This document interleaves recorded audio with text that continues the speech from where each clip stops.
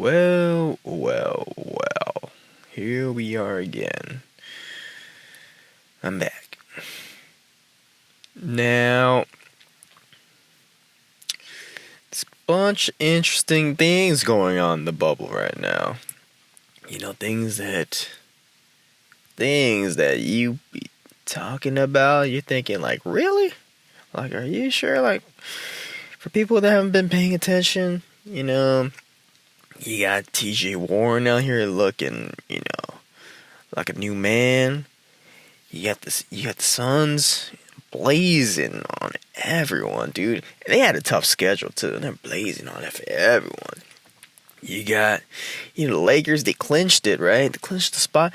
They don't give a fuck anymore. They're just messing around, dude. Who the hell's this Tucker dude? You're like, who even is that guy?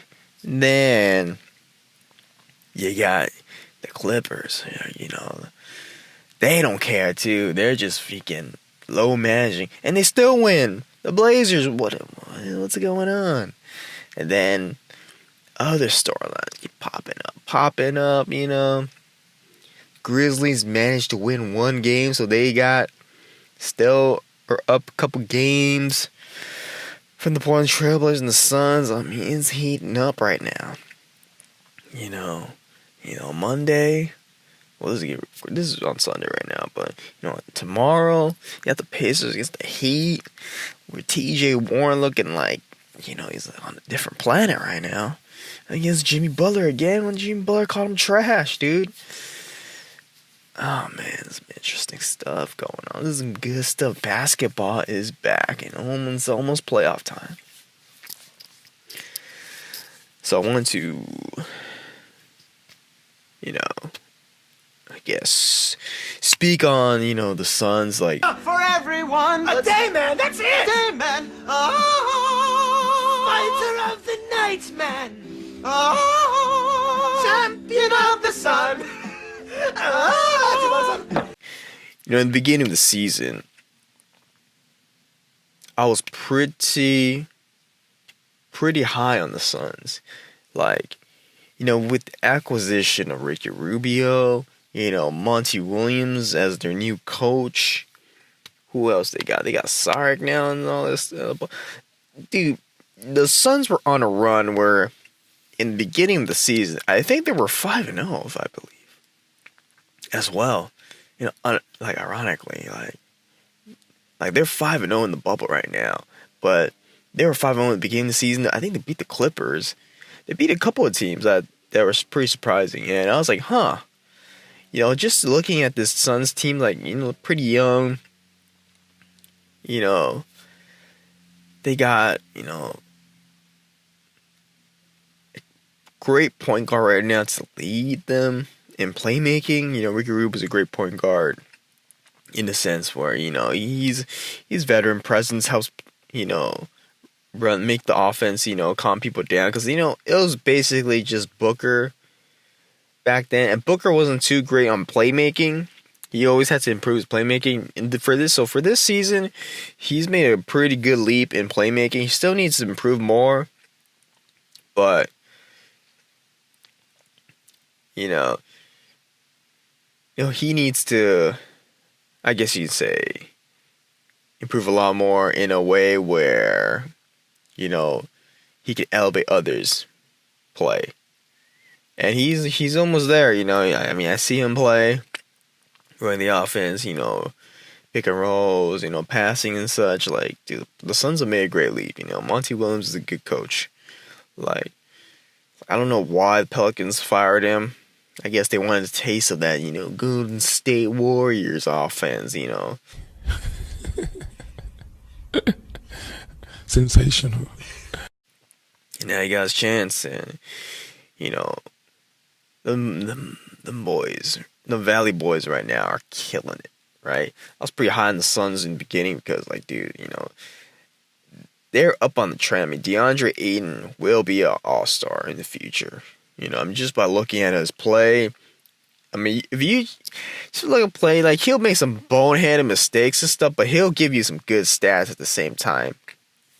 Like, people want to say, the Suns team is just a bunch of misfits where they put up good stats, but they're just not, game elevating players. And, in a way, you would kind of agree on the premise, but the difference is, like, these players are pretty freaking efficient, like when gaudy players, like when you play, like, put up these gaudy stats, like, they're not as efficient, but the difference is, like, these dudes are efficient. So there's a little pullback on those statements for the Suns.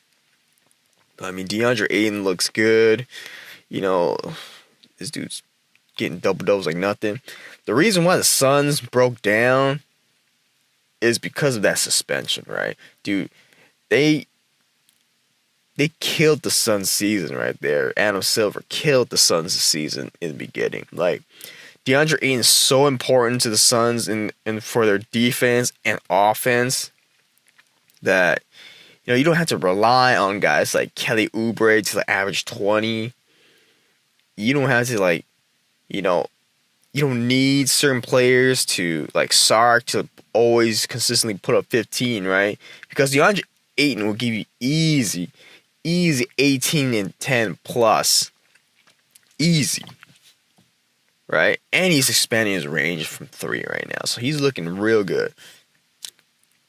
Like, I've seen the ceiling of supposedly DeAndre Ayton being the next David Robinson.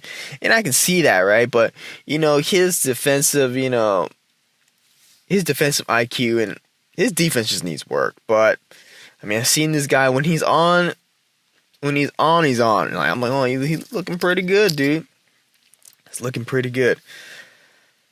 But, ever since that, that TRT or steroids or HGH shit that he got caught for, who knows what's even the case. Like, if you ask me, dude, I'm pretty sure a lot of people more on HGH, dude. It's just, like, certain players are just stupid, in my opinion. Like I've heard things like I think it was like in the UFC, right, where everyone's on steroids, but everybody's on steroids. They give you a head notice of, yeah, we're gonna give you a blood test on so and so date. Be prepared. And then, like, stuff happens. Like, some people are dumb, they get caught, and some don't. You know what I'm saying? I think John Jones, right? Like, I remember, like, one video where they're explaining that John Jones was going to get, like, a blood test or something, and he just hid from the blood test. Sada rolls in to Jackson's gym to do a test on John Jones. And there was only some coaches in there, and there was like 5 people there at the time. So he can see them coming. Where they parked, he can see them coming. So they don't know what to do with him. They hide him underneath the cage. Like, why would you hide? But, that's a different thing. That's how I see, the NBA. Like, I'm pretty sure a lot more people are using that kind of stuff, but they just haven't got caught yet. Or, quotation marks, they haven't got caught yet. You know what I'm saying?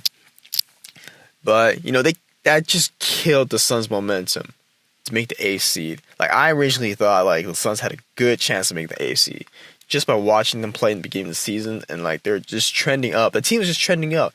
They have a lot of good talent. And then, like, they broke down, right? NBA bubble starts.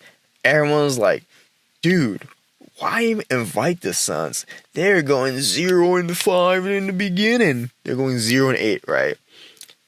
The gist of that. And look at them now. Them Valley boys are killing it. Like, they're straight up killing it. They had a tough schedule, too. Like, dude, there was, like, this image of the percentages of making the AC. I think they're, like, 5%. Like, 5%. Like, damn, and now 5-0. They need to win every game just to have, like, a chance. And I think they could probably win a game, right? Because Portland just lost against the Clippers, and the Clippers are giving it away. Like, dude, the Nuggets gave them that win, and Dame had to play like 38 minutes just to score 42, right? Just for them to have a chance. Michael Porter Jr.